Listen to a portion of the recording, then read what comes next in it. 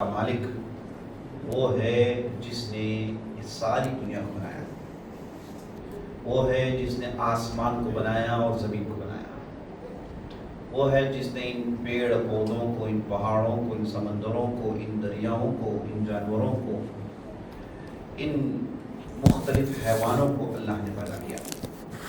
اللہ سبحانہ و تعالی ہر چیز کا خالق ہے اور ہر چیز کا مالک ہے اور ہر چیز کو چلانے والا ہے۔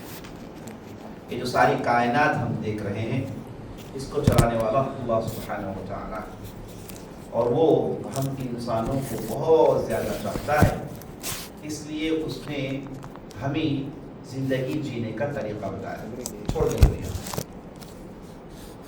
تو میں بتا رہا تھا اللہ ہی کی تعریف ہو جس نے ہم انسانوں کو زمین میں کیسے زندگی جینا چاہیے اور کیسے ہم اپنی زندگی بتائے، یہ بھی اللہ ہی نے بتایا۔ دیکھیے سبحان اللہ، اللہ ہم انسانوں کو کتنا چاہتا ہے، ہم انسانوں سے اتنی محبت کرتا ہے، ویسی محبت کسی اور سے نہیں کرتا۔ اللہ نے قرآن میں ارشاد فرمایا وَلَقَدْ كَرَّمْنَا بَنِي آدَمَ وَحَمَلْنَاهُمْ عَلَى الْبَرِّ وَالْبَحْرِ وَرَزَقْنَاهُمْ مِنَ الطَّيِّبَاتِ۔ اللہ کہتا ہے کہ ہم بنی آدم کو یعنی انسانوں کو بڑی عزت بخشی، ہم نے انہیں زمین میں بھی چلایا، سمندروں میں بھی چلایا، اور مختلف اچھے اچھے میوے ہم انسانوں کو کھلاتے ہیں۔ تو اللہ سبحانہ و تعالیٰ انسانوں کو چاہتا ہے، اسی نے ہم کو بنایا، وہی سب کچھ چلاتا ہے۔ اور درود و سلام ہو محمد رسول اللہ صلی اللہ علیہ وسلم پر، جنہیں اللہ نے ہدایت کے لیے بھیجا، جنہیں اللہ نے بھیج کر ساری انسانیت پر جو محبت ہے اس کا حق ادا کیا۔ اللہ نے چونکہ انسانوں سے محبت کرتا ہے تو اللہ نے محمد رسول اللہ کو بھیجا، اور محمد رسول اللہ کی زندگی کو بتا کر لوگوں سے کہا کہ تم بھی ایسی ہی زندگی گزارنا۔ ہمارے لیے رول ماڈل، ہمارے لیے مثال زندگی جینے کی وہ ہمارے رسول، پیارے رسول محمد رسول اللہ صلی اللہ علیہ وسلم۔ اللہ نے انہیں بھیجا تاکہ ہم ان کے نقش قدم پر چلیں۔ عزیز ساتھیوں، بزرگوں، ماؤں بہنوں اور خواتین اسلام، میں اللہ رب العزت کی بارگاہ میں دعا کرتا ہوں کہ اللہ سبحانہ و تعالی جس طرح ہمیں اس پیاری مسجد میں، اس پیارے گاؤں میں، ان پیارے چہروں کے ساتھ جمع کیا ہے، اسی طرح ہمیں جنات الفردوس میں جمع کرے، اسی طریقے سے ہمیں جنت میں بلند مرتبہ عطا کرے۔ جیسے ہم یہاں مل بیٹھے ہیں ویسے اللہ سبحانہ و تعالی ہمیں جنت میں مل بیٹھنے کی توفیق بخشے، آمین یا رب العالمین۔ اگر میں آپ لوگوں سے پوچھوں کہ ہم کو اللہ نے دنیا میں کیوں بنایا، ہم دنیا میں آئے ہیں، اس بستی میں رہتے ہیں، آگے جاتے ہیں، پیچھے آتے ہیں، پھر اس بستی میں واپس آتے ہیں، یہی کھاتے ہیں، یہی پیتے ہیں، کیا اسی کے لیے ہمیں اللہ بنایا ہے؟ صرف کھائیں پیئیں اور موج مستی کریں، بیماری آئیں تو تکلیف اٹھائیں، دوسرے پریشانیاں آئیں تو پریشانیاں جھیلیں، بس اسی کے لیے اللہ نے ہم کو بنایا؟ اگر نہیں تو کس کے لیے اللہ نے بنایا؟ کیا اللہ نے ہمیں بالکل ان جانوروں کی طرح بنایا جو ہم دیکھتے ہیں؟ کتے کو دیکھتے ہیں کہ وہ گلیوں میں گھومتے رہتا ہے، جو مل گیا کھا گیا، اور اس کے بعد جھگڑے، اور اس کے بعد کہیں کسی گندی نالی میں مرا پڑا ہوا ہے۔ ہم بلیوں کو دیکھتے ہیں، وہ بھی اسی طریقے سے جیتی ہیں اور اس کے بعد وہی مر جاتی ہیں۔ اور ریوڑ جانور کو دیکھتے ہیں، بکرا بکری کو دیکھتے ہیں کہ وہ بھی کھاتے ہیں، زمین میں پیتے ہیں، اور اس کے بعد جلتے ہیں اور ختم ہو گئے۔ بیل کو ہم دیکھتے ہیں، گائے کو ہم دیکھتے ہیں، دوسرے جانور پرندوں کو ہم دیکھتے ہیں جو اڑتی ہیں، درختوں میں بیٹھتی ہیں، گھونسلے بناتی ہیں، چارہ چنتی ہیں، انڈے دیتی ہیں، سینکتی ہیں، بچے نکالتی ہیں، اور اس کے بعد وہ بھی چلے جاتی ہیں۔ کیا انہی جانوروں کی طرح اللہ نے انسان کو بھی بنایا؟ کیا ہم اور جانور ایک ہیں، یا پھر ہمیں کیوں اللہ نے بنایا؟ سوال یہی ہے۔ آپ کا نام کیا ہے؟ نذیر۔ ہمیں اللہ نے کیوں بنایا؟ نذیر کو اللہ نے کیوں بنایا؟ اللہ کو ورشپ کرنے کے لیے۔ ہاں، ویری گڈ۔ تو اللہ نے ہمیں کیوں بنایا؟ کیا ہم ایسے ہی آئے زمین میں کھائیں پیئیں اور چلے جائیں، ہرگز نہیں دوستو بزرگ، ہمیں اللہ نے اس کے لیے نہیں بنایا ہے۔ اللہ کا مقصد بہت بڑا ہے، بہت بڑا مقصد ہے۔ دیکھیں اللہ نے انسانوں کو کہاں بنایا؟ ہمارے سب سے بڑے، ہمارے داداؤں کے دادا، سب سے بڑے انسانوں کے باپ آدم علیہ السلام، وہ رہتے کہاں تھے؟ انہیں اللہ نے بنایا کہاں؟ وہ جنت میں رہتے تھے۔ انہیں اللہ نے مٹی سے بنایا، مٹی کا ڈھانچہ تیار کیا، اور اس کے بعد اللہ نے اس میں روح پھونکی تو مٹی کا جو ڈھانچہ تھا اس کے اندر زندگی آ گئی۔ انہوں نے چھینکا اور اس کے بعد انہوں نے الحمدللہ کہا، اور وہ پیدا ہوئے جنت میں۔ بعد میں اللہ سبحانہ و تعالیٰ نے ان کے لیے ایک جوڑا پیدا کیا جنہیں حوا علیہ السلام کہتے ہیں، جو ہم سارے انسانوں کی ماں ہے۔ ان دونوں کو اللہ نے بنایا جنت میں، وہ رہتے تھے جنت میں۔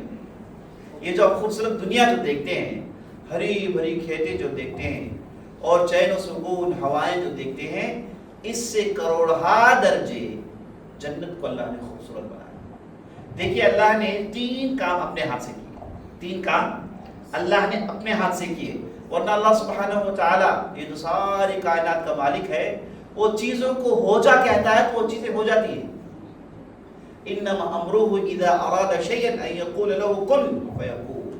اس کا تو معاملہ یہ ہے کہ اگر کوئی چیز بنانا چاہے تو ہو جا کہتا ہے۔ اتنا بڑا طاقتور ہے اللہ سبحانہ، تو وہ چیزیں ہو جاتی ہیں۔ لیکن دیکھیں 3 کام اللہ نے اپنے ہاتھوں سے کیے۔ پہلا کام اللہ نے انسان کے چہرے کو اللہ نے اپنے ہاتھوں سے بنایا۔ انسان کے چہرے کو اللہ نے اپنے ہاتھوں سے بنایا۔ دیکھیں انسان کا چہرہ کتنا خوبصورت ہے، اتنی خوبصورتی کسی جانور میں نہیں ہے۔ اور یہ جان لیجئے کہ اللہ نے اس چہرے کو اتنا زبردست انجینئرنگ کیا ہے، اتنا زبردست بنایا ہے کہ صرف انسان کا چہرہ ہے جو سجدہ کر سکتا ہے، جانور سجدہ نہیں کر سکتے۔ کوئی جانور آپ دیکھتے ہیں بیل بکری، ان کا منہ ان کے چہرے میں ہے، کہاں سجدہ کہاں کریں گے؟ وہ ماتھا زمین میں ٹیک نہیں سکتے۔ ساری مخلوقات میں انسان کے علاوہ کوئی دوسری مخلوق سجدہ نہیں کر سکتی۔ آپ کہیں کہ باندر، وہ بھی انسانوں کی طرح ہے، نہیں، اس کا پورا سسٹم الٹا ہے، اس کے ہاتھ الٹے ہیں، پیر الٹے ہیں، وہ سجدہ نہیں کر سکتا۔ صرف اور صرف انسان ایک ایسی مخلوق ہے جسے اللہ نے ماتھا بنایا، ناک بنایا، منہ بنایا، اور اس ماتھے کو زمین میں ٹیکنے کے لیے اسے تیار کیا۔ اللہ نے اس مبارک چہرے کو اپنے ہاتھوں سے بنایا۔ آپ نے دیکھا کہ بنایا تو ایسے بنایا کہ یہ میری عبادت کے لیے تیار ہو جائے، انسان اللہ کی عبادت کے لیے تیار ہو جائے، اللہ کے بارگاہ میں سجدہ کرے۔ یہ جو ہم سجدہ کرتے ہیں نا، یہ بہت بڑی نعمت ہے، بہت بڑی نعمت ہے۔ اس نعمت کے برابر کوئی دوسری نعمت نہیں۔ اور جان رکھیں قیامت کا دن جب قائم ہوگا، سب سجدہ نہیں ہوگا، تب ایک حکم ہوگا لوگوں کو سجدہ کرو، تو سب سجدے بھی گر جائیں گے، لیکن جن لوگوں نے زمین میں اللہ کے دین کو اللہ کے مطابق زندگی نہیں گزاری، انہیں سجدہ نہیں کر پائیں گے۔ یوم یکشف عن ساق ویدعون الی السجود فلا یستطیعون۔ قیامت کے دن اللہ کا حکم ہوگا کہ سجدہ کرو، تو لوگ سجدہ کرنے کے لیے جائیں گے، اکثر و بیشتر لوگ سجدہ نہیں کر پائیں گے۔ یہ سجدہ بہت بڑی نعمت ہے، اور یہ سجدہ صرف اور صرف انسانی چہرہ کر سکتا ہے۔ اب جائیے مخلوقات بھی دیکھ لیجیے، جتنے بھی مخلوقات ہیں سب دیکھ لیجیے، کسی کے پاس سجدہ کرنا یہ انسان کے علاوہ کوئی دوسری مخلوق نہیں کر سکتا۔ اور اسی لیے اس چہرے کو کس نے تیار کیا؟ اللہ سبحانہ و تعالیٰ۔ نبی صلی اللہ علیہ وسلم مسلم کی روایت میں کہتے ہیں، اللہ نے اپنے ہاتھوں سے آدم کے چہرے کو بنایا۔ اللہ نے اپنے ہاتھوں سے آدم کے چہرے کو بنایا۔ اللہ اکبر۔ اپنے ہاتھ، اللہ کے ہاتھ ہے، لیکن کیسے ہیں ہم نہیں جانتے۔ ہمارے جیسے ہاتھ ہیں نہیں، ہرگز نہیں۔ جانوروں کے بھی ہاتھ ہیں، اونٹ کے بھی ہاتھ ہیں، چونٹی کے بھی ہاتھ ہیں، ویسے اللہ کی ہاتھیں ہیں جنہیں ہم نہیں جانتے۔ وہ کیسے اللہ نے بنایا یہ اللہ ہی جانتا ہے۔ ہمیں اللہ نے کہا، اللہ کے رسول نے کہا کہ دیکھو اے انسانوں، تمہیں عزت دینے کے لیے، تمہیں شرف بڑھانے کے لیے، تمہاری عزت بڑھانے کے لیے اللہ نے تمہارے چہرے کو اپنے ہاتھوں سے بنایا۔ اللہ نے چہرے کو ہاتھوں سے بنایا. اللہ نے ابلیس سے کہا کہ چلو سجدہ کرو.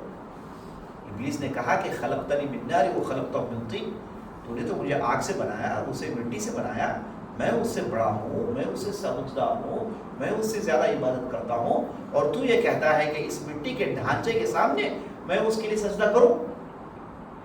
ابلیس نے کیا کہا؟ جانتا تھا برا، لیکن اللہ کے حکم کی نافرمانی کی. اس نے اپنا عقل استعمال کیا. اللہ کا حکم آ جائے انسانوں کا عقل کام نہیں کرتا، کرنا بھی چاہیے. اللہ کا حکم ہے کر گزریے، اسی لیے تو اللہ نے ہمیں بنایا ہے. تو ابلیس نے اپنا عقل استعمال کیا، کہا کہ نہیں یہ کیسے ممکن ہے، میں اسے سجدہ نہیں کر سکتا. اور اللہ نے کیا کہا قرآن میں؟ یا ابلیس ما منعک ان تسجد لما خلقت بیدی. اللہ نے کہا کہ اے ابلیس تجھے کس چیز نے روک لیا کہ میں نے حکم دیا کہ آدم کے لیے سجدہ کر، تو نے سجدہ نہیں کیا، جبکہ آدم کو میں نے اپنے 2 ہاتھوں سے بنایا. ابلیس کو اللہ نے کیا کہا؟ تو آدم کے سامنے سجدہ کرنے سے رکتا ہے، تجھے نہیں معلوم ہم نے تجھے آگ سے بنایا ہے، فرشتوں کو روح سے بنایا ہے، دوسری مخلوقات کو میں نے کہا کہ ہو جا تو وہ ہو گئی، لیکن یہ آدم کو میں نے اپنے ہاتھوں سے بنایا. تجھے نہیں معلوم میں نے عزت بخشی ہے اسے. ہاتھوں سے کیوں بنایا؟ تاکہ فرشتوں کو بولے کہ بھائی دیکھو تم لوگوں کے ساتھ جو نہیں ہوا وہ اس کے ساتھ ہوا ہے. تم لوگوں کو ہم نے روح سے بنایا، روشنی سے بنایا، جنوں کو آگ سے بنایا ہے، لیکن اسے ہم نے مٹی سے بنایا ہے، لیکن اپنے ہاتھوں سے بنایا ہے. عزت ہو اس کی، اس کے لیے اسپیشل عزت ہے. اللہ اکبر. دیکھیے اللہ انسانوں سے کتنی محبت کرتا ہے، کتنا چاہتا ہے. وہ نہیں چاہتا کہ ہم انسان تکلیف پڑے، وہ نہیں چاہتا کہ ہم انسان مصیبتیں جھیلیں. وہ چاہتا ہے کہ ہم اس دنیا میں چند دنوں کے لیے رہیں اور واپس اپنے بابا آدم جہاں تھے جنت میں واپس رہے.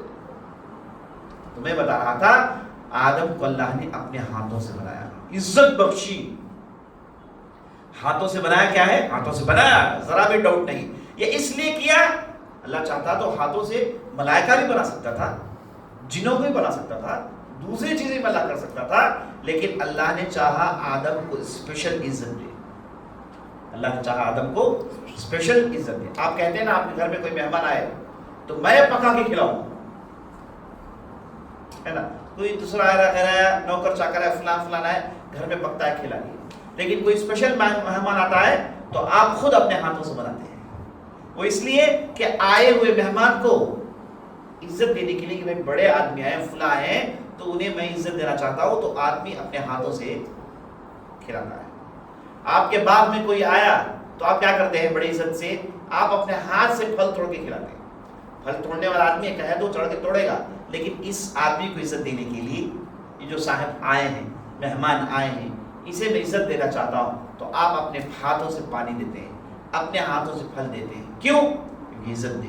ویسے اللہ سبحانہ و تعالیٰ نے انسان کو عزت دینے کے لیے اس کے چہرے کو اپنے ہاتھوں سے بنایا، اور کیا ہی خوب بنایا، کیا ہی خوب بنایا.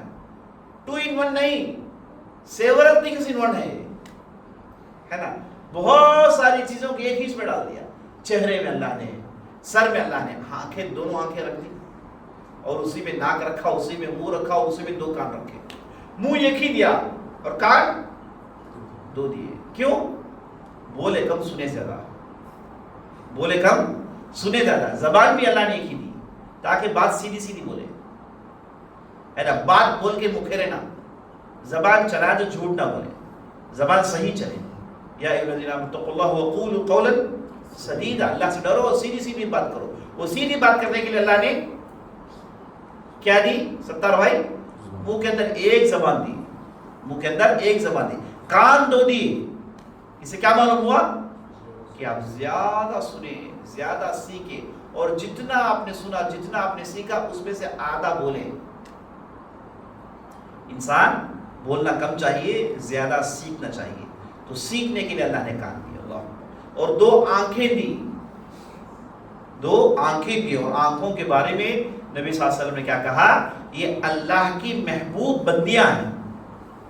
اللہ ان دونوں آنکھوں کو اپنا محبوب رکھتا ہے. اگر کسی کو ایک آنکھ دے کر ایک آنکھ چھیلے آزمائش کرے اس کے لیے جنت ہے.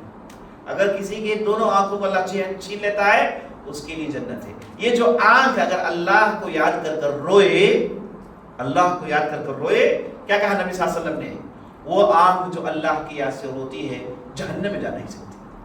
وہ آنکھ جو اللہ کی یاد سے روتی ہے جہنم میں جا نہیں سکتی. تو دونوں آنکھوں کو اللہ نے بنایا. عجیب. اس کے بعد انسان کے اندر بھیجا رکھا. آپ کو پتا ہے یہ جو بھیجا ہے یہ کتنا ہے؟ یہ چند گرامز کا ہے اور یہ پورے کا پورا پانی ہے. آدمی مرتا ہے تو وہ سوکھ کر گوشت بنتا ہے, ورنہ تو پورا پانی ہوتا ہے اندر. اور عجیب و غریب کام کرتا ہے, عجیب و غریب کام کرتا ہے. انسان جتنا دماغ استعمال کرتا ہے, بتائیے کون ہے دوسری مخلوقات اتنا دماغ استعمال کرتی ہے؟ انسانوں کو اللہ نے 5 سینس دیا نا, کسی کو دوسرے مخلوق کو نہیں. یہ سب کس لیے؟ کیونکہ اللہ نے اپنے ہاتھ سے انسان کے چہرے کو بنایا. اللہ کیا خوب بنایا, کیا خوب اس کی انجینئرنگ ہے. اللہ کیا خوبصورت بنایا. یاد رکھیے انسان سے خوبصورت کوئی دوسری مخلوق نہیں ہے. انسان سے خوبصورت کوئی دوسری مخلوق نہیں ہے. اور اس کی خوبصورت بڑھ جاتی ہے جب ستار بھائی انسان اللہ کے سامنے سجدہ کرتا ہے. جب انسان اللہ کے سامنے سجدہ کرتا ہے تو اس کی خوبصورت بڑھ جاتی ہے. آج بھی 5 وقت کی نماز پڑھتا ہے تو اس کے چہرے میں رونق ہوتا ہے, اس کے چہرے میں نور ہوتا ہے, اس کی بات چیت میں سچائی ہوتی ہے, اسے لوگ پسند کرتے ہیں. کیا خوب ہوا. دوسری چیز جسے اللہ نے اپنے ہاتھوں سے بنایا وہ کیا ہے پتا ہے آپ کو؟ وہ ہے اللہ نے جنت کو سنوارا ہے. یہ دنیا جو خوبصورت ہے, اتنی خوبصورت دنیا اللہ نے بنایا. ہرے بھرے کھیت, ندیاں, پہاڑ, پیڑ پودے, صحرا. انسان دنیا کی خوبصورتی دیکھ کے تعجب میں پڑ جاتا ہے, کہتا ہے کہ اوہ کیا خوبصورت ہے, کیا بیوٹیفل سینس. یہ ساری دنیا جنت کے سامنے ایک مچھر کے پر کے برابر بھی نہیں. پتا ہے اللہ سبحانہ وتعالیٰ نے اس دنیا کے بارے میں کہا, لو كانت الدنيا تساوي جناح بعوضة لما سقى منها كافر شربة ماء. کیا بات. کہا کہ اللہ کی نظر میں اس دنیا کی ذرا بھی حیثیت ہوتی, ذرا بھی حیثیت ہوتی, مچھر کے پر کے برابر بھی حیثیت ہوتی. مچھر کے کتنے پر ہوتے ہیں؟ 2. اس میں سے یہ جو چھوٹا پر ہے نا, یہ پر کے برابر بھی اگر دنیا کی حیثیت اللہ کے پاس ہوتی تو اس دنیا میں کافر کو پینے کے لیے گھونٹ پانی بھی نہیں ملتا.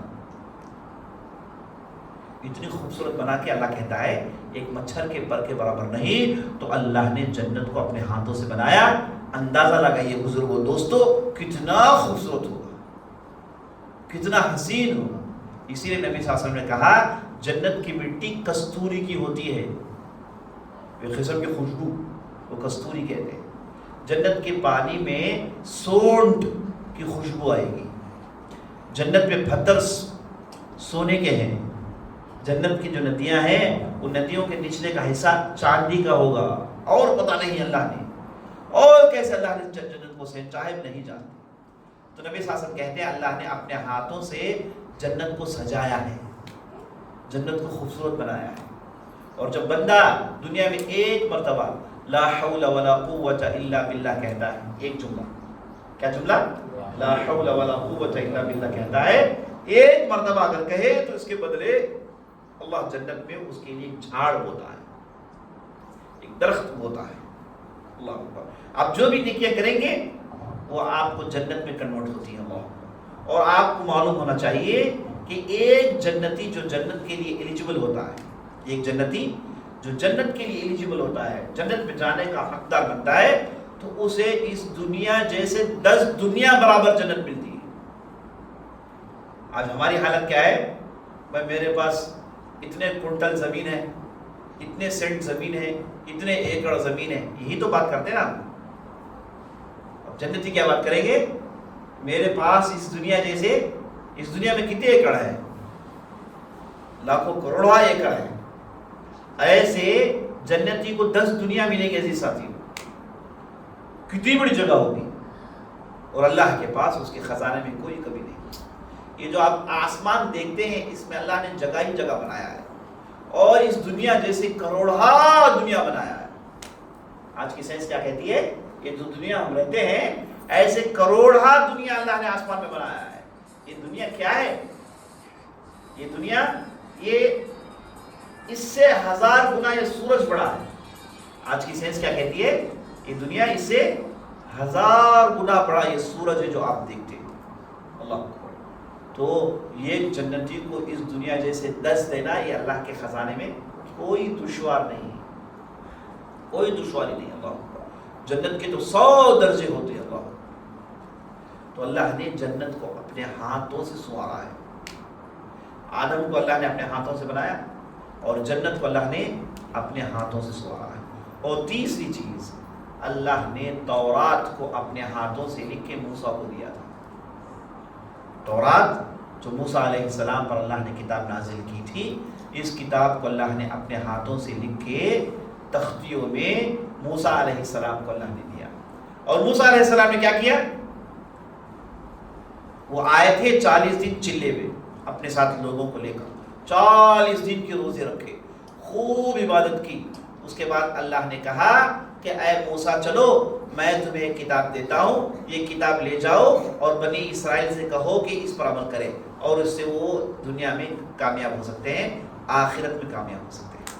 موسیٰ علیہ السلام وہ تختیاں لے کر پہنچے تو دیکھا کہ ان کی قوم ایک بچڑے کی عبادت کر رہی ہے، ایک گائے کے بچے کی عبادت کر رہی ہے۔ وہ بھی گائے کا بچہ کیا ہے؟ وہ ایک سونے سے بنایا گیا تھا، اس کی عبادت کر رہے ہیں۔ موسیٰ کو غصہ آیا، یہ تختیوں کنارے پھینکا اور کیا کیا؟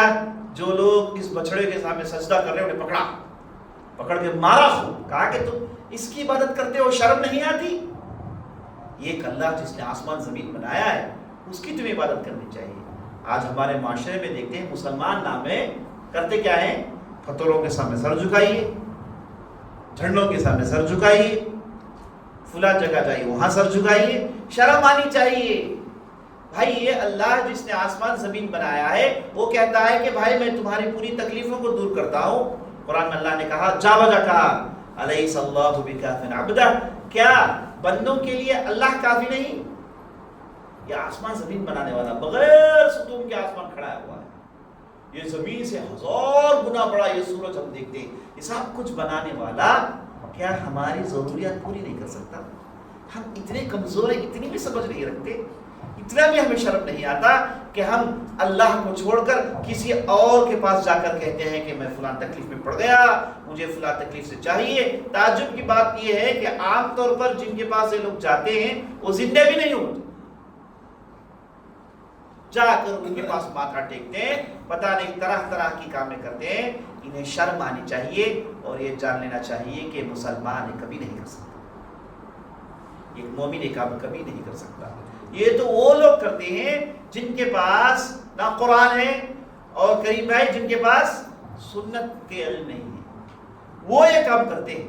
ہمارے پاس تو ہمارا قرآن موجود ہے، ہمارے پاس تو نبی صلی اللہ علیہ وسلم کی تعلیم موجود ہے، ہم جا کے غیروں کی طرح کیسے کر سکتے ہیں؟ یہ تو ممکن ہو ہی نہیں سکتا، کر ہی نہیں سکتے ہم مسلمان۔ لیکن افسوس کہ ہمارے معاشرے میں مسلمانوں کی بھی اتنی بڑی تعداد ہے، نام تو ان کا مسلمان ہے، کام مسلمانوں کا نہیں ہے۔ نام تو ان کا عبداللہ عبد الرحمن ہے، لیکن کاموں میں وہ دوسرے مذاہب کے لوگوں کی طرح ہیں، انہی کی طرح رہتے ہیں، انہی کی طرح ہوتے ہیں۔ تعجب کی بات یہ ہے کہ ہم مسلمان دوسروں کا دیکھ تو کرتے ہیں، لیکن دوسرا ہمیں دیکھ کے کچھ کرتے ہی نہیں۔ بڑی تعجب کی بات ہے، یہ ہمارے ایمان کی کمزوری ہے۔ میں اس مسجد کے ذمہ دار کے لیے مبارکباد دیتا ہوں کہ انہوں نے دین کی تعلیم دینے کے لیے ایک بہترین مجلس کا انتظام کیا، جس میں آپ حضرات کو بھی بلایا۔ آپ حضرات اپنے اپنے کاموں میں تھے، لیکن آپ نے کام چھوڑا، چند دینی باتیں سننے کے لیے اس مجلس میں آئے۔ میں اس انتظام کرنے والے کا شکر گزار ہوں۔ تو میں بتا رہا تھا اللہ نے تین کام اپنے ہاتھوں سے کیے، اور موسیٰ علیہ السلام کو اللہ نے تورات لکھ کر دیا، اور موسیٰ علیہ السلام دیکھا کہ میری امت جو لا الہ الا اللہ کہتی ہے وہ اب گائے کے سامنے سجدہ کر رہی ہے۔ غصہ آیا، تختیاں پھینکی اور سب کو مارا، اور اس بت کو اٹھایا، دریا میں پھینکا اور کہا کہ جان رکھو ایک اللہ ہے جو سارے لوگوں کی عبادت کا مستحق ہے، تم جتنی بھی چیزوں کی عبادت کرتے ہو یہ سب بیکار ہے. یہ کہہ کے موسیٰ علیہ السلام نے ان چیزوں کو پھینکا اور اس کے بعد پوچھا کہ کس نے بنایا تھا اسے، کس نے بنایا تھا، کس نے بنایا تھا یہ بت جیسے، یہ گائے کے بچے جیسے ایک بت کو کس نے بنایا تھا سونے میں؟ لوگوں نے کہا کہ ایک سامری ہے اس نے بنایا. کہا کہ لے کر آؤ سامری کو. لوگ سامری کو لائے، موسیٰ علیہ السلام نے چھانٹے مارا اسے. کہا کہ شرم نہیں آتی تم نے ایسا کام کیا؟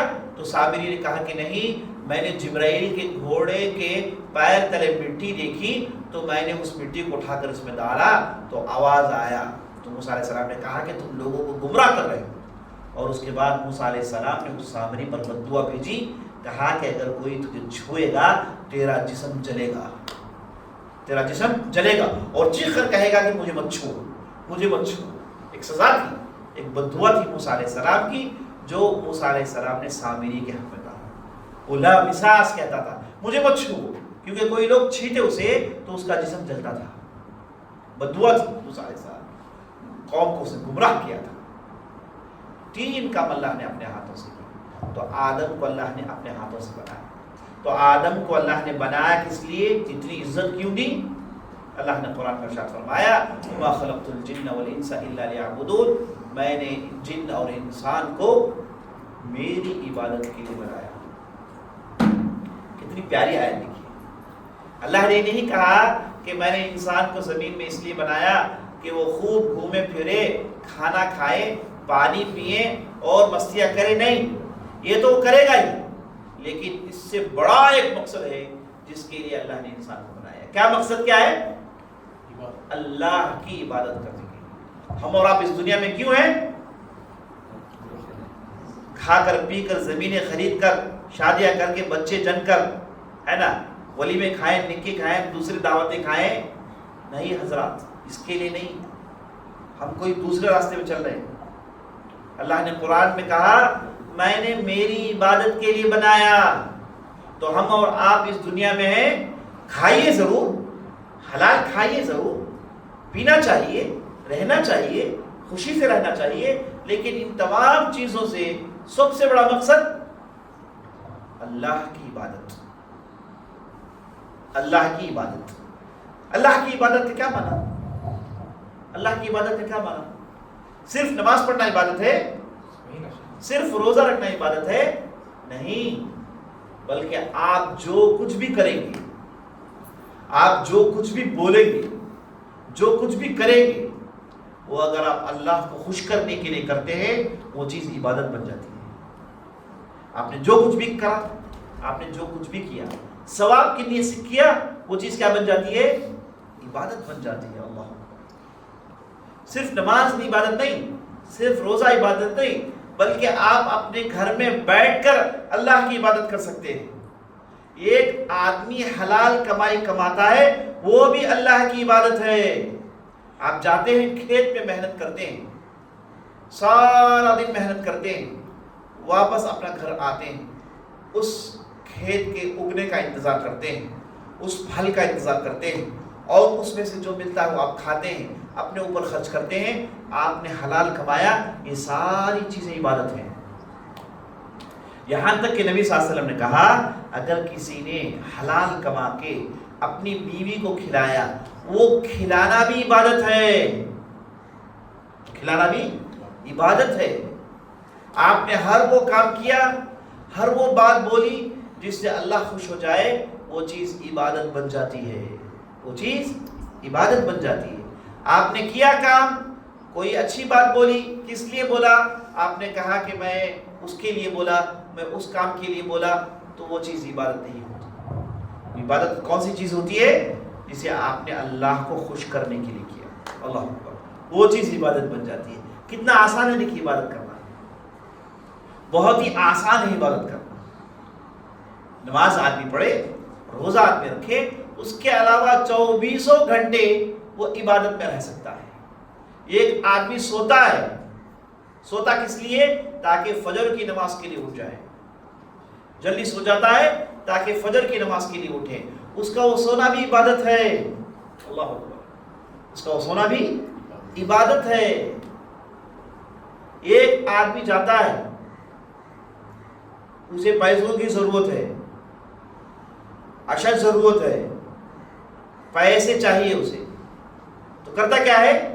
جاتا ہے, محنت کرتا ہے, جاتا ہے کوئی حلال راستہ ڈھونڈتا ہے اور سود سے اپنے آپ کو بچاتا ہے, انٹرسٹ سے اپنے آپ کو بچاتا ہے. لوگ آ کر کہتے ہیں کہ بھائی جاؤ فلاں بینک میں, وہ آپ کو سود دے گا, فلاں کے پاس جاؤ وہ آپ کو سود دے گا. اس نے کہا کہ نہیں بھائی وہ حرام ہے, وہ نہیں جا سکتا, اس سے اللہ کی ناراضگی ملتی ہے, وہ تو بہت بڑا گناہ ہے, اس کے لیے تو خطرناک سزائیں ہیں. پتہ ہے سود خور کے لیے کیا سزا ہے؟ نبی صلی اللہ علیہ وسلم نے ایک حدیث میں ارشاد فرمایا کہ نبی صلی اللہ علیہ وسلم کو جبرائیل علیہ السلام لے کر جنت کا نظارہ دکھاتے ہیں اور اس کے بعد جہنم کا نظارہ دکھاتے ہیں. اور اس نظارے میں ایک نظارہ یہ بھی تھا کہ ایک آدمی ہے جو خون کے تالاب میں, کس میں ہے؟ خون کا تالاب ہے, اور خون کے تالاب کے بیچ میں ہے. وہ تالاب کے کنارے آنا چاہتا ہے تو وہاں پر فرشتے اسے مار مار کے تالاب کے بیچ میں ڈھکلتے ہیں. وہ تالاب کے کنارے آنا چاہتا ہے, فرشتے اسے مار مار کے تالاب کے بیچ میں ڈھکلتے ہیں, اور وہ بدبودار خون اور اس کی اذیت, اس کی تکلیف سنبھالتے رہتا ہے, جھیلتے رہتا ہے, اور یہی حالت اس کے ساتھ ہوتے رہتی ہے. نبی صلی اللہ علیہ وسلم نے جبرائیل سے پوچھا کہ یہ آدمی کے ساتھ یہ کام ایسا کیوں ہو رہا ہے؟ تو جبرائیل علیہ السلام نے کہا کہ یہ وہ آدمی ہے جو زمین میں سود کھایا کرتا تھا, زمین میں سود کھایا کرتا تھا, تو اس کے لیے آخرت میں اتنی کٹھن سزا ہے. اور نبی صلی اللہ علیہ وسلم نے ایک آدمی کو دیکھا کہ اس کے سر کو ایک بڑے چٹان میں رکھا جاتا ہے, اور اس سر کے اوپر سے ایک فرشتہ بڑا چٹان لے کر اس سر کو کچلتا ہے, سر کو کچلتا ہے. سر پھٹ کے سر میں سے خون کے فوارے نکلتے ہیں. کس کے؟ خون کے فوارے نکلتے ہیں. سر پھٹ گیا, خون کے فوارے نکلتے ہیں. تو نبی صلی اللہ علیہ وسلم نے جبرائیل علیہ السلام سے پوچھا کہ یہ کیا؟ جبرائیل نے کہا کہ اور دیکھو, سر اس کا پھٹ گیا, پتھر لڑک کر دور چلا گیا. تو وہ فرشتہ دوڑتا ہے, پھر اس پتھر کو اٹھا کے آتا ہے, تو اس کا سر دوبارہ جڑ کے صحیح ہو جاتا ہے. پھر اس پتھر کو اس آدمی کے سر میں مارتا ہے. یہ سلسلہ جاری ہے. نبی صلی اللہ علیہ وسلم پوچھتے ہیں اے جبرائیل, اس آدمی کے ساتھ ایسے کیوں ہو رہا ہے؟ اس آدمی کو یہ تکلیف کیوں ہو رہی ہے, کیوں مارا جا رہا ہے؟ تو نبی صلی اللہ علیہ وسلم کو جبرائیل کہتے ہیں کہ یہ وہ آدمی ہے جو فجر کی نماز چھوڑ کر سوتا ہے. نماز کی اذان ہو گئی لیکن وہ نماز چھوڑ کے عمدن سوتے رہتا ہے. اسے نماز کا کوئی خیال نہیں, اس نے بھلا دیا کیوں اللہ نے اسے بنایا ہے زمین میں.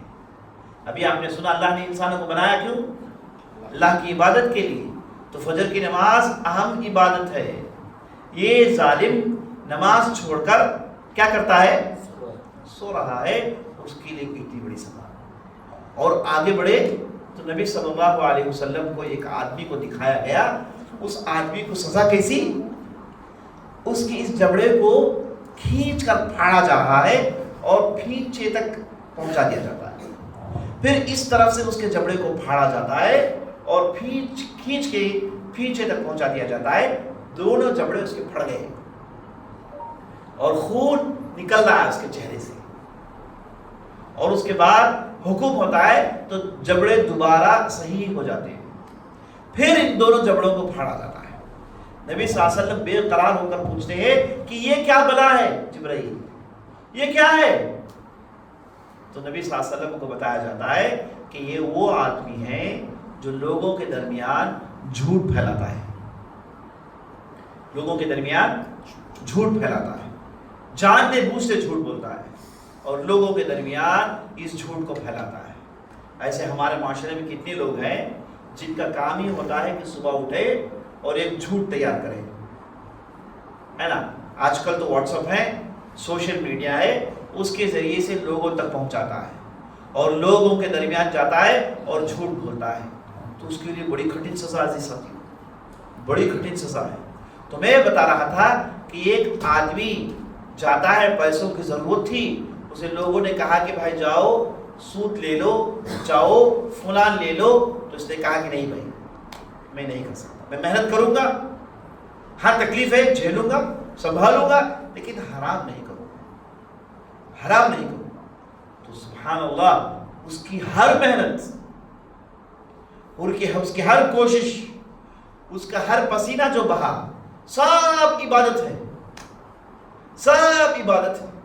ایک مرتبہ نبی صلی اللہ علیہ وسلم نے ایک ایسے صحابی کو دیکھا جو اپنے باغیچے سے نکل آئے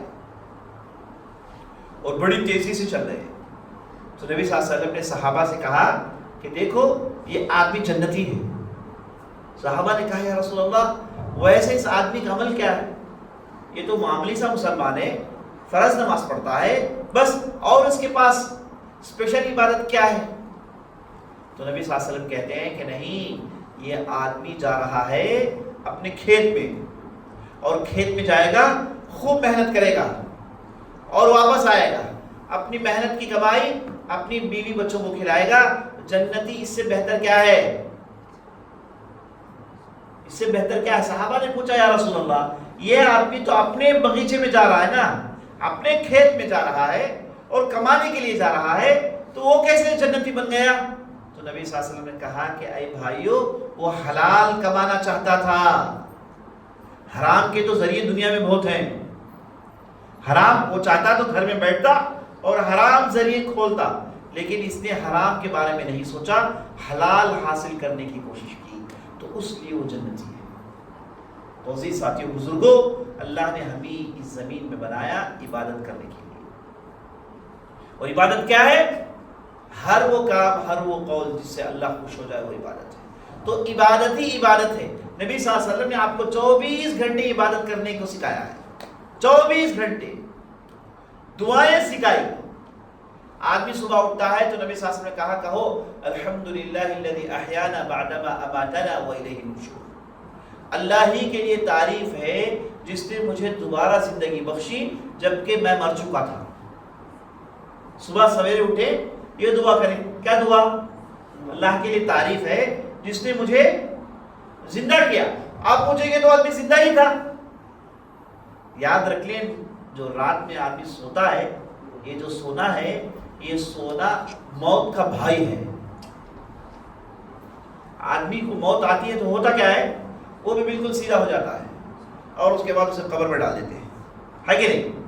یہ انسان جب سوتا ہے تقریباً اس کی حالت موت جیسی ہوتی ہے, سوائے ایک دھڑکنیں چل رہی ہوتی ہے, جسم میں جان ہوتا ہے بس, ورنہ اس کے ہاتھ پیر سب پڑے ہوئے ہیں. اگر اللہ چاہے تو اسی حالت میں موت دے دے. اللہ کا حکم ہو تو اس کے دل کے دھڑکن رک جائیں اور وہی مر جائے. ایسا ہم نے سنا ہے کہ نہیں سنا ہے؟ فلاں صاحب گئے تھے, سو رہے تھے اور نیندی میں چلے گئے. آپ سوتے ہیں, کس کو پتا کہ آپ بیدار ہوں گے؟ کس کو پتا کہ آپ دوبارہ اٹھیں گے؟ کسی کو پتا نہیں. آپ سوتے ہیں اور اللہ کا حکم ہوتا ہے تو دوبارہ اٹھتے ہیں, اور جب اٹھتے ہیں تو نبی صلی اللہ علیہ وسلم نے کہا کہو کہ اللہ کے لیے تعریف ہے جس نے موت کے بعد زندگی دی. سونے سے لے کر صبح اٹھنے سے لے کر پھر رات کو سونے تک 24 گھنٹے آپ کی عبادت میں کیسے گزرے, اسے نبی صلی اللہ علیہ وسلم نے سنایا. لیکن ہم لوگوں نے کیا کیا؟ ہم لوگوں نے اس زندگی کو صرف کھانے پینے رہنے سہنے کا ایک بنا دیا. ہم لوگوں نے موت کو بھلا دیا. ہم لوگوں نے کسے بھلا دیا؟ موت کو بھلا دیا. جی ساتھی, موت ایک کڑوی حقیقت ہے. آپ اس دنیا میں ہیں لیکن پتہ نہیں کہ آپ کی زندگی کب ختم ہوگی. اب سب بیٹھ کر سن رہے ہیں, سب بیداری میں سن رہے ہیں, کس کو پتا کہ یہاں سے زندہ اٹھ کر جائیں گے؟ کون بتا سکتا ہے کہ ہم دوبارہ اٹھ کے جائیں گے؟ موت کبھی بھی آ سکتی ہے, کسی بھی موقع میں آ سکتی ہے, کسی بھی پل آ سکتی ہے. ہم نے ان چیزوں کو بلایا اور ایسے ہم زندگی جی رہے ہیں. ہمیں سے بعض لوگوں کو دیکھیں تو بڑا تعجب ہوتا ہے, وہ ایسے زمین میں جیتے ہیں کہ انہیں کبھی موت نہیں آئے گی. ایسے زمین کو انہوں نے لگا لیا دل سے, اپنی دولت کو دل سے اتنا لگا لیا, اپنے خاندان والوں کو دنیا سے اتنا لگا لیا, دنیا کو اتنا لگا لیا, ایسے لگتا ہے کہ زمین میں سے کبھی جائیں گے نہیں. جبکہ موت ایک سچی حقیقت ہے. ہم روزمرہ دیکھتے ہیں کہ لوگ موت مر رہے ہیں. لوگ کیا یقین کہ ہم کب تک زندہ رہیں گے، ہے کہ نہیں؟ تو بڑا تعجب ہوتا ہے ایسے لوگوں کو دیکھتے ہیں جو صرف اور صرف ان کی زبان میں ہمیشہ دنیا کی باتیں ہوتی ہیں، پیسے کمانے کی باتیں ہوتی ہیں، پیسے جمانے کی باتیں ہوتی ہیں. کبھی بھی ان کی زبان سے موت کا ذکر نہیں سنا گیا. جبکہ ہمارے اور آپ کے پیارے رسول صلی اللہ علیہ وسلم کا طریقہ یہ تھا کہ وہ ہر مجلس میں 70 مرتبہ موت کو یاد کرتے تھے، موت کی کڑوی حقیقت کو یاد کرتے تھے. اور عزیز ساتھیوں، موت کے بعد ہوگا کیا؟ آپ کا نام ہوگا عبداللہ، آپ کا نام ہوگا عبد الرحمن. آپ مرنے کے بعد لوگ کیا کہتے ہیں؟ میت کہتے ہیں. میت رکھ دیا گیا، میت اٹھا لیا گیا، میت کو نہلا دیا گیا، میت کو کفنا دیا گیا، میت کو دفنا دیا گیا. میت بولتے ہیں عزیز ساتھی، ہے نا؟ آپ اپنے کپڑے پہنتے عام ہیں، لیکن مرنے کے بعد کون نکالے گا کیا پتا. صبح آپ اپنے ہاتھوں سے اپنے کپڑے پہن کر آئے، ہے کہ نہیں؟ کیا پتا کہ یہ کپڑے آپ اتاریں گے. ایسے ممکن ہے کہ آپ کے جسم سے کوئی اور اتارے اور آپ کے جسم سے اس کپڑے کو پھاڑ کر نکالے. معلوم ہوتا ہے کہ میت کے جسم سے کپڑے پھاڑ کر نکالتے ہیں. اور اس کے بعد ہوتا کیا ہے؟ سیدھے جا کے مٹی کھود کے مٹی کے اندر رکھ دیتے ہیں. یہ وہ آدمی جو اے سی میں سو رہا تھا، یہ وہ آدمی اپنے کمرے میں نرم بستر میں سو رہا تھا، لیکن اچانک موت آ گئی. اور ایک کسی کے ساتھ بھی ہو سکتی ہے، چاہے زمین کا کتنا بھی بڑا بادشاہ ہو، چاہے زمین کا کتنا بھی بڑا بادشاہ ہو، اسے موت آتی ہے. عزیز ساتھی، کہا جاتا ہے کہ مصر کے اندر ایک بہت بڑا بادشاہ تھا فرعون. اس کے ہزاروں کے نوکر چاکر تھے. وہ کھاتا تھا سونے کے پلیٹ میں، اس کے چمچ پورے سونے کے تھے، اس کا بستر سونے کا تھا، ہر جگہ اس نے سونے سے بھرا ہوا تھا. ایک مرتبہ جب وہ سو رہا تھا، اچانک اسے یہ بات یاد آئی کہ میرے والد صاحب بھی تو ایسے ہی تھے اور ان کے والد صاحب بھی ایسے ہی تھے، لیکن کہاں ہیں وہ؟ کہاں چلے گئے میرے والد؟ کہاں چلے گئے میرے دادا؟ کیا ہوا ان کے ساتھ؟ اچھا میرے ساتھ بھی ایسا ہی ہوگا، میں بھی چلے جاؤں گا. اچانک یہ سوچ اس کے اندر آئی اور بے قرار ہو گیا. رات میں اس کی نیند ہو گئی اور اٹھا، اپنے ایوانے میں گھوم رہا ہے ادھر ادھر. اس کے بعد دوسرے دن اس نے حکم دیا کہ میرے بستی میں جتنے بھی ڈاکٹرز ہیں سب کو بلاؤ. پورے ڈاکٹرز آ گئے. سب ڈاکٹروں کو جوڑ کر کہا کہ ایک ایسا علاج تیار کرو، ایک ایسا نسخہ تیار کرو جسے کھانے کے ساتھ مجھے موت نہ آئے، جسے کھانے کے ساتھ مجھے موت نہ آئے. میں آپ کو حقیقت بتا رہا ہوں، یہ من گڑھ کہانی نہیں، صحیح واقعہ ہے. ہاں، تو اس نے حکم دیا، کہا کہ جاؤ تلاش کرو کوئی دوا جسے کھاتے ہی مجھے موت نہ آئے.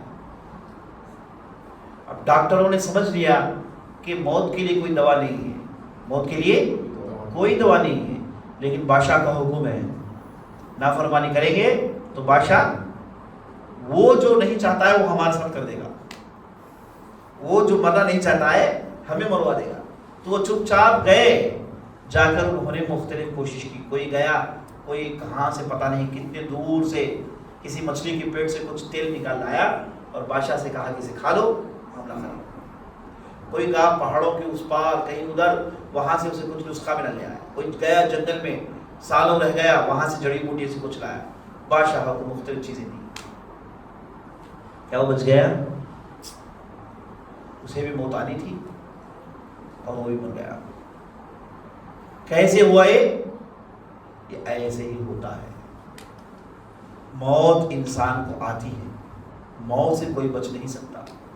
لیکن ہمارا معاملہ یہ ہے کہ اتنی بڑی سچائی اور ہم رہتے ہیں سچائی کو بھلا کے. ہم میں سے ایک آدمی کا رہن سہن کیسا ہے؟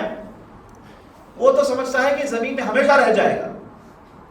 اتنا اس نے زمین کو لگا لیا، اتنا اسے دنیا کو لگا لیا، وہ یہ سمجھتا ہے کہ میں ہمیشہ رہ جاؤں گا. ارے بھائی صاحب، موت آپ کے اتنی ہی قریب ہے جتنی سانس آپ کے قریب ہے.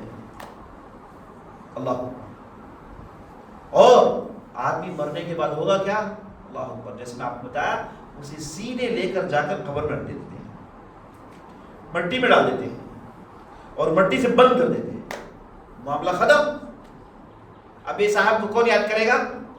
چند دن لوگ یاد کرتے ہیں، اس کے بعد لوگ بھلا دیتے ہیں، اس کے بعد لوگ بھلا دیتے ہیں۔ بڑی کڑوی سچائی ہے۔ اور ایک مرتبہ نبی صلی اللہ علیہ وسلم سے بعض صحابہ نے پوچھا، یا رسول اللہ، مرنے کے بعد ہوتا کیا ہے؟ مرنے کے بعد ہوتا کیا ہے؟ تو نبی صلی اللہ علیہ وسلم اس وقت قبرستان میں تھے، کسی کو دفن کیے ہوئے تھے، دفن کرنے کے بعد آئے آپ صلی اللہ علیہ وسلم اور بیٹھ گئے۔ کیا ایسا لگتا ہے کہ کوئی چیز سوچ رہے ہیں، اپنے ہاتھ میں لکڑی اٹھائی اور زمین کو کھودنا شروع کیا، کھودنے لگے تھوڑی سی، اور اس کے بعد نبی صلی اللہ علیہ وسلم نے کہا کہ جب انسان دنیا سے نکلتا ہے، دنیا سے اس کے تعلقات کٹ گئے، اب اس کے تعلقات آخرت سے شروع ہوتے ہیں، تو ہوتا یہ ہے کہ یعنی وہ موت کے حالت کے قریب ہوتا یہ ہے کہ فرشتے آتے ہیں۔ کیا آتے ہیں؟ فرشتے آتے ہیں، اور نبی صلی اللہ علیہ وسلم کہتے ہیں کہ ان کے چہرے سورج سے زیادہ روشن ہوتے ہیں۔ کسے؟ سورج سے زیادہ روشن ہوتے ہیں، اور ان کے کپڑوں سے خوشبو آ رہی ہوتی ہے، اور وہ آتے ہیں نیک بندے کے پاس، جس کے اب موت دینا ہے اس کے پاس جا کے بیٹھتے ہیں اور کہتے ہیں، یا ایتھا النفس المطمئنہ، اے مطمئن نفس، اے مطمئن روح، اب چلو اللہ کی طرف۔ تو اس کے جسم سے جان نکل جاتی ہے، اور یہ جو جان ہے ساتھیوں پورے جسم میں پھیل کر رہتی ہے، کوئی ایک جگہ نہیں، پورے جسم میں پھیل کر رہتی ہے۔ جیسے ہی فرشتے کا حکم ہوتا ہے تو وہ آدمی کے جسم سے نکل جاتی ہے۔ جو فرشتے آتے ہیں، جو آدمی کو موت آ رہی ہوتی ہے، وہ ان فرشتوں کو دیکھتا ہے۔ اسی لیے ہم بعض لوگوں کو دیکھتے ہیں کہ وہ ان لوگوں کو دیکھ کر کہتے ہیں، اپنے گھر میں جو کھڑے ہیں لوگ انہیں کہتے ہیں کہ ہٹو ہٹو، مہمان آئے ہیں، ہٹو انہیں بٹھاؤ، لوگ آئے ہیں ان سے ملنے کے لیے۔ اور بعض لوگوں کے چہرے میں مسکان ہوتی ہے، ہنستے ہیں، ان کی دانتیں دکھتی ہیں، کیونکہ انہیں اطمینان ہو رہا ہوتا ہے، بڑا چین و سکون مل رہا ہوتا ہے۔ یہ وہ لوگ ہوتے ہیں جو نیک ہوں، جنہوں نے زمین میں نیکیوں کے ساتھ زندگی گزاری، جنہوں نے نماز میں ناغہ نہیں کیا، جنہوں نے حلال روٹی کھائی، حرام سے اپنے پیٹ کو بچایا، حرام سے اپنی نظر کو بچایا، حرام سے اپنے منہ کو بچایا، حرام سے اپنے کان کو بچایا۔ ان لوگوں کے لیے اس قسم کی موت آتی ہے کہ وہ فرشتوں کو دیکھتے ہیں۔ بعض اوقات ہوتا یہ ہے کہ پورا گھر فرشتوں سے بھر جاتا ہے، پورے گھر میں سفیدی ہوتی ہے، وہ صاحب جنہیں موت آ رہی ہوتی ہے انہیں ہی دکھتے ہیں، آزو بازو لوگ کھڑے انہیں کچھ دکھتا نہیں ہے، کچھ معاملہ سامنے نہیں آتا، اور یہ انہیں دیکھ رہے ہوتے ہیں۔ اسی لیے بعض وقت جب جسم سے روح نکلتی ہے آنکھیں کھل جاتی ہیں۔ آپ نے کبھی کسی کو موت آتے ہوئے دیکھا ہے؟ ضرور دیکھیے، اس کی آنکھیں کھل جاتی ہیں اور اس کی آنکھیں چھت کو لگ جاتی ہیں اور اس کے ماتھے سے روح نکلتی ہے۔ یہ فرشتے ہیں جو حکم دیتے ہیں تو ان کے جسم سے جان ماتھے سے نکل جاتی ہے بڑے آسانی سے، اور اس کے بعد اس روح کو اٹھا کر فرشتے ایک خوشبودار کپڑے میں، ریشم کپڑے میں اس روح کو لپٹتے ہیں اور اس روح کو لے کر آسمان کی طرف اڑتے ہیں، اور جیسے آسمان کی طرف جاتے ہیں، آسمان کے اندر جانے کے لیے اجازت مانگتے ہیں، پہلے آسمان میں دستک دیتے ہیں، اور پہلے آسمان کے اندر سے فرشتے کہتے ہیں کہ یہ خوشبو کیا کس کی پھیل گئی؟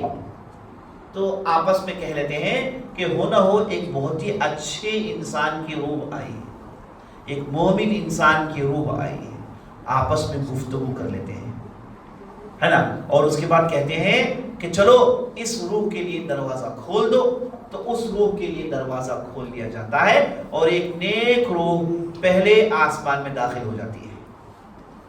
ایک نیک روح کے مرنے پر چاروں طرف خوشبو پھیل جاتی ہے اور فرشتے اس روح کو لے کر دوسرے آسمان کی طرف جاتے ہیں، اور وہاں پر بھی آسمان بند ہوتا ہے، دستک دیتے ہیں تو فرشتے کہتے ہیں کہ بڑا ہی نیک روح آیا ہے، چلو اس کے لیے دروازہ کھول دو، تو وہاں سے دوسرے آسمان میں روح چلے جاتا ہے، دوسرے سے تیسرے، تیسرے سے چوتھے، چوتھے سے پانچویں، پانچویں سے چھٹے، چھٹے سے ساتویں، تو ساتوں آسمان کو یہ روح پار کر جاتی ہے اور عرش تلے پہنچتی ہے۔ عرش تلے، یہ جو ساتوں آسمان کے اوپر اللہ سبحانہ و تعالی ایک عرش اللہ نے بنایا جو کہ بہت بڑا تخت ہے، اور اس پر اللہ سبحانہ و تعالی چڑھے ہوئے ہیں۔ اب اس عرش تک یہ روح پہنچتی ہے اور اللہ سبحانہ و تعالی کہتا ہے کہ روح بڑی نیک روح تھی، اس نے زمین میں مجھ سے ڈر کر زندگی گزاری، تو اس روح کو زمین میں واپس کر دو، اور ہم اس روح کو وہیں سے اٹھائیں گے جہاں یہ واپس کر دیے گئے۔ تو یہ اللہ کا حکم لے کر فرشتے دوبارہ اسے لا کر قبر میں چھوڑ دیتے ہیں۔ تب تک ہوتا کیا ہے؟ تب تک ہوتا ہے زمین میں لوگ کیا کرتے ہیں؟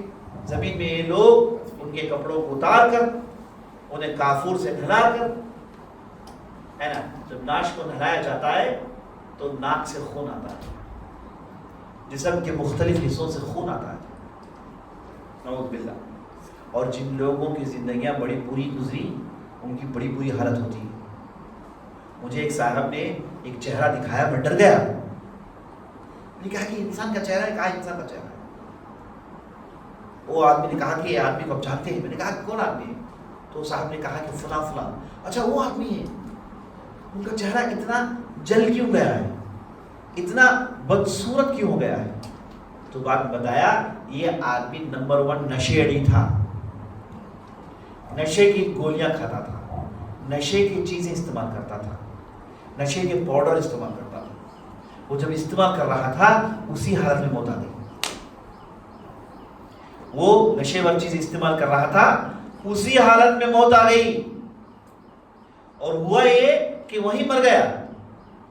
دروازہ بند کمرے کا، گھر کا دروازہ بند، لوگوں کو معلوم نہیں کہ یہ کیا ہو رہا ہے اس کے ساتھ۔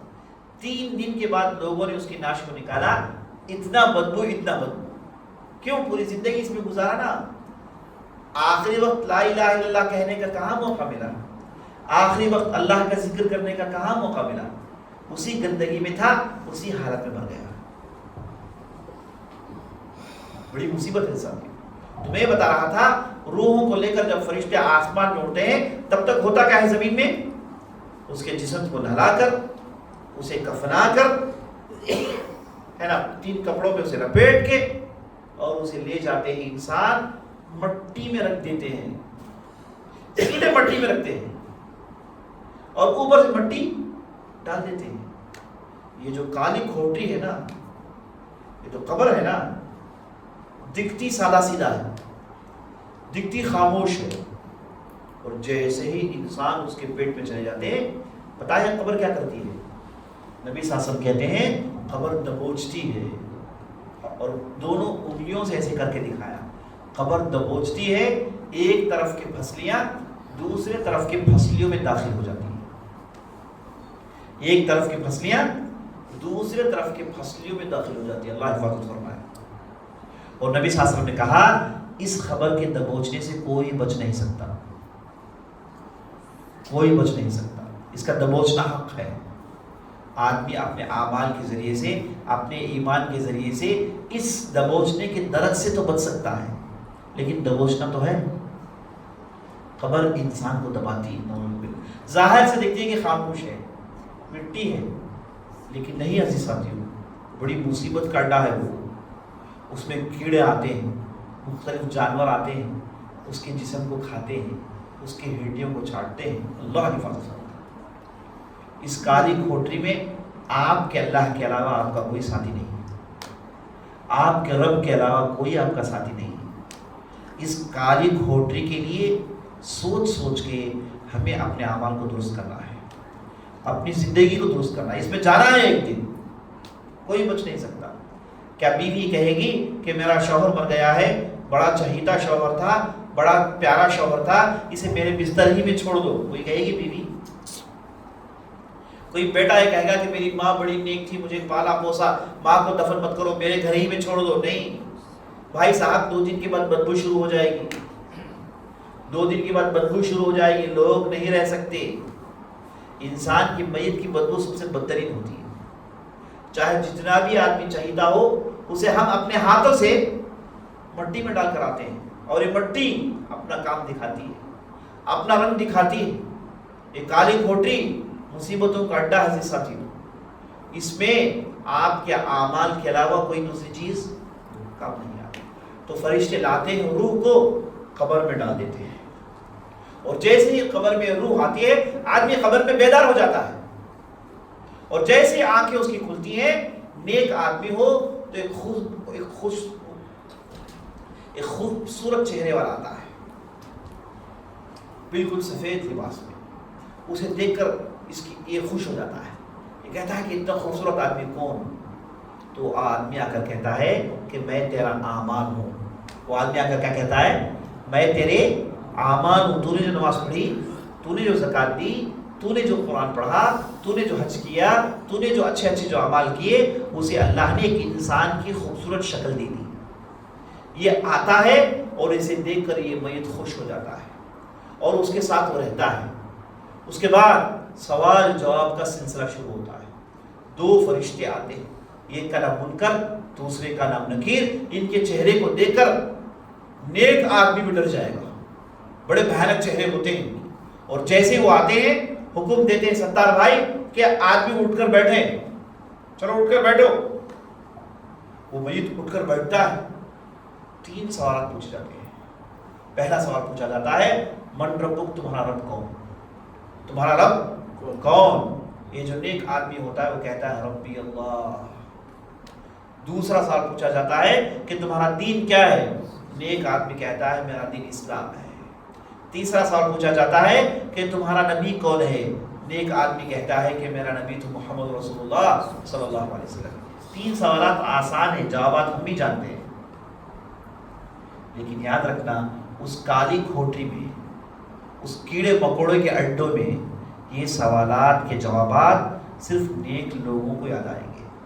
ورنہ جو آدمی فاسق ہوتا ہے، جو فاجر ہوتا ہے، گناہوں میں ڈوبا ہوا ہوتا ہے، جو منافق ہوتا ہے، جو کافر ہوتا ہے، جب اسے سوالات پوچھے جائیں گے وہ تو کہے گا آہد آہ، اے کاش میں اس کا جواب جانتا، میں نے لوگوں کو یہ کہتا ہوا سنا، لیکن جواب زبان میں نہیں آئے گا. تینوں سوالات کے یہی چیز کہے گا، اے کاش مجھے جواب معلوم ہوتا. چیخے گا، چلائے گا، بل بلائے گا، لیکن فرشتوں کے سامنے کچھ نہیں چاہتا. تو نیک لوگ جب جوابات دیتے ہیں، فرشتے ان کے جوابات سن کے کیا کہتے ہیں؟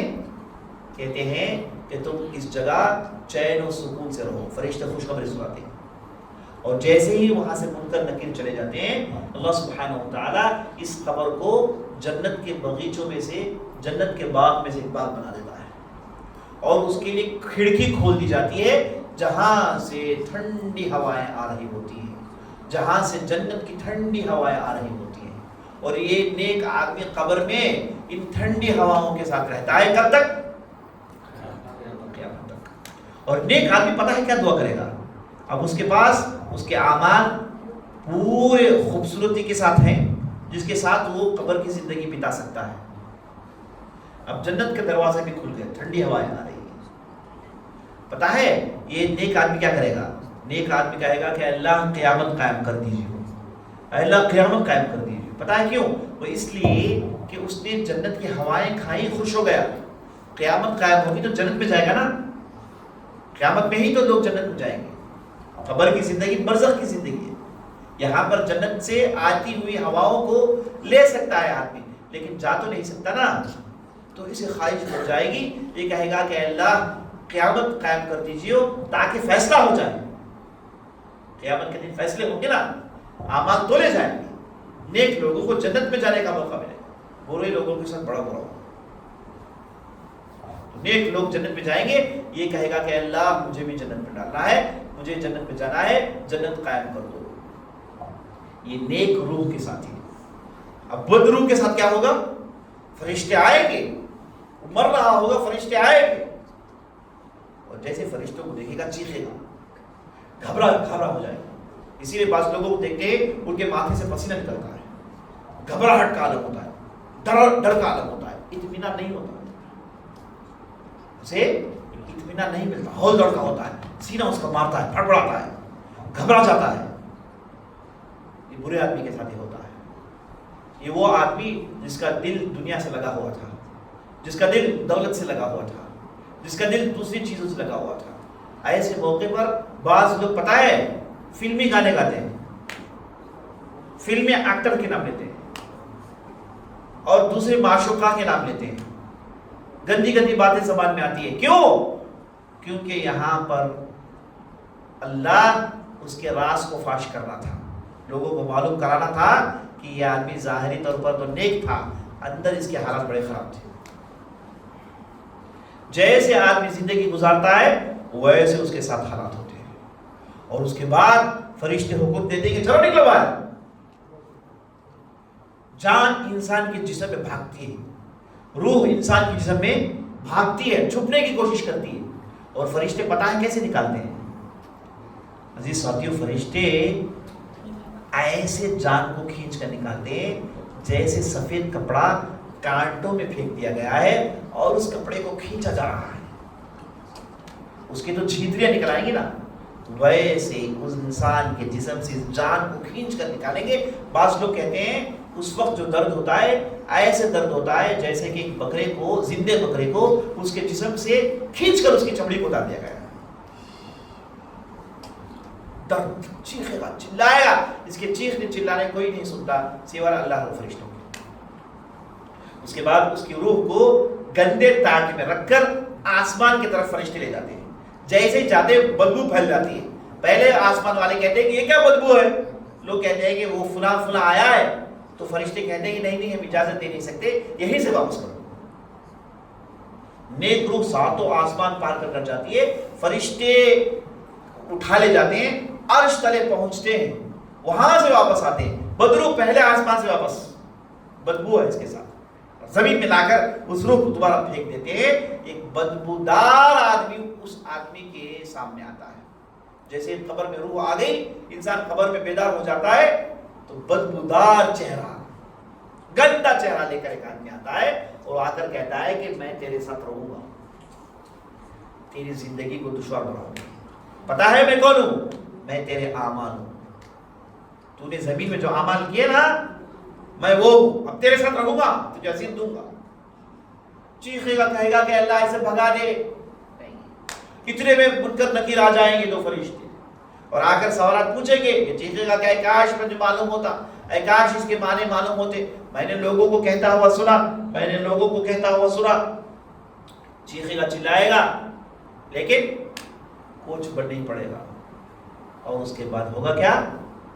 اس کی اس قبر کو جہنم کا گڑھا بنا دیں گے اور جہنم کا ایک کھڑکی کھول دیا جائے گا جہاں سے زہریلی ہوائیں، گرم ہوائیں آ رہی ہوں گی اور یہ چیخے گا، چلائے گا.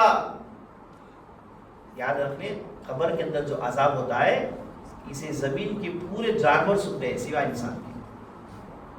زمین کے پورے جانور سنتے ہیں سوائے انسان کے. قبر میں عذاب ہوتا ہے جیسا، تو جہنم سے گرم ہوائیں آ رہی ہوں گی. وہ چیخے گا، چلائے گا، لیکن کچھ بھی نہیں. اور یہ بھی کیا کہے گا؟ کہے گا کہ اے اللہ قیامت قائم کر دو. یہ بھی کہے گا اے اللہ قیامت قائم کر دو. پتہ ہے کیوں؟ وہ اس لیے کہ اب تو پھنس گیا میں. قیامت کے دن میرے اعمال نامے میں کچھ بھی نیکیاں نکل آئی، کچھ بھی اچھائی نکل آئی، اس کے بدولت اگر میرے لیے جنت کا فیصلہ ہو جائے تو اس سے چھٹکارا مل جائے گا، کم از کم جہنم سے تو چھٹکارا مل جائے گا. لیکن ایسا ہوتا نہیں. اب یہ قیامت قائم ہونے تک قبر میں اس کے عذاب ہوتے رہتا ہے اور قبر میں عذاب کا ہونا حق ہے. ایک مرتبہ نبی صلی اللہ علیہ وسلم دو قبروں کے پاس جا رہے تھے اور نبی صلی اللہ علیہ وسلم نے کہا اے لوگوں سن لو، یہ دو قبروں میں عذاب ہو رہا ہے. صحابہ نے پوچھا یا رسول اللہ کیوں عذاب؟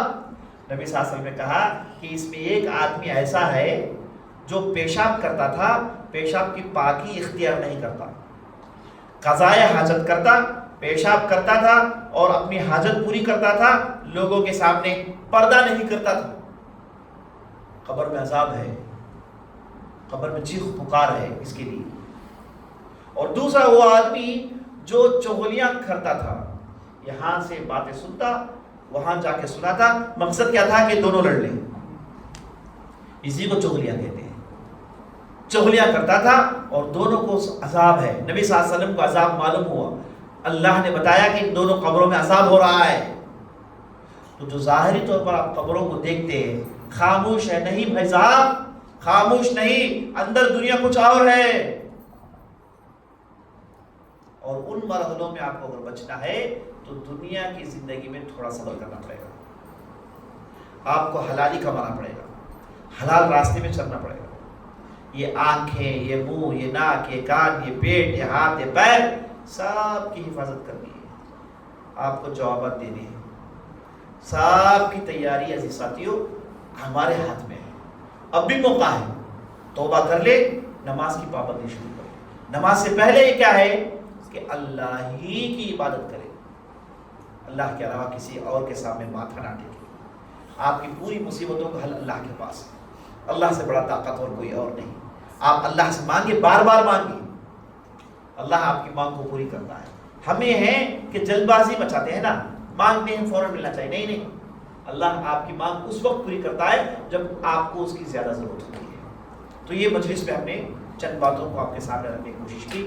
اللہ سے ہم دعا کرتے ہیں جو بھی کہا ہے، جو بھی سنا ہے، اس کے مطابق ہمیں عمل کرنے کی توفیق بخشے۔ جو بھی حضرات اس مجلس میں شامل ہیں، میں ان کے حق میں دعا کرتا ہوں کہ اللہ سبحانہ و تعالیٰ انہیں بہترین عمل کرنے کی توفیق